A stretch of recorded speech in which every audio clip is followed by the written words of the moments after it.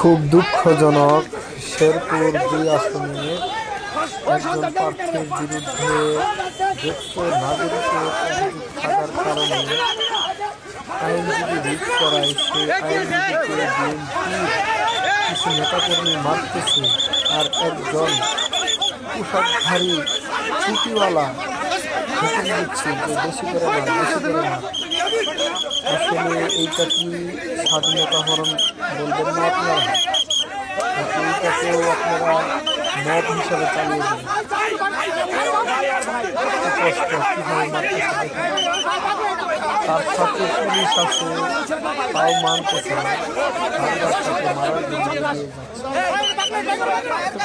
সমস্যাটা প্রায় বুঝলাম না। সেদিকে এখন দালালি শুরু করে দিচ্ছে। এই যে হুজুরটা, এই হুজুরটা কি হুজুর নামে কলঙ্ক নাকি? কিভাবে একজন আইনজীবীকে মারা হচ্ছে, তাকে মেরে একজন প্রয়াস করা হয়েছে।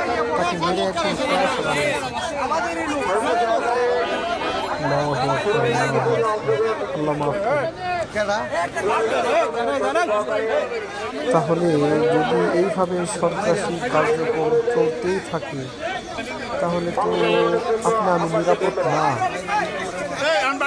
আপনি আমি কিভাবে নিরাপদ হব? যদি প্রকাশ্যে একজন আইনজীবীকে এভাবে মারা হয়,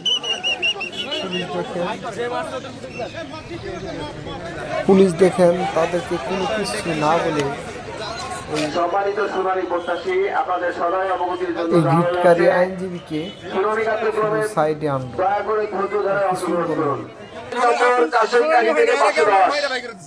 আমি ৮ নং চরষ্টদর ইউনিয়ন বুটকান্দি গ্রামে বিএনপির মনোনীত প্রার্থী দয়া করে আপনারা ফাহিম চৌধুরী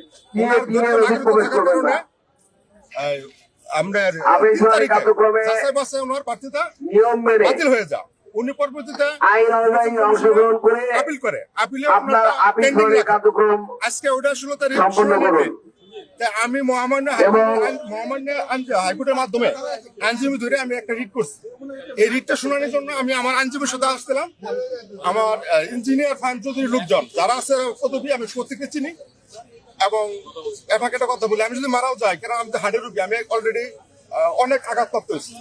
এটা আপনার দেখছে কেউ মারছে ভিতর থেকে নিয়ে আসছি, ওরা সেভ করার জন্য গাড়িটা বলছি, ওরা গাড়িতে নিয়ে রাখো, সেভ করার জন্য বলছি, আরে বাইবুলটা অন্য কথা বললেন আপনি।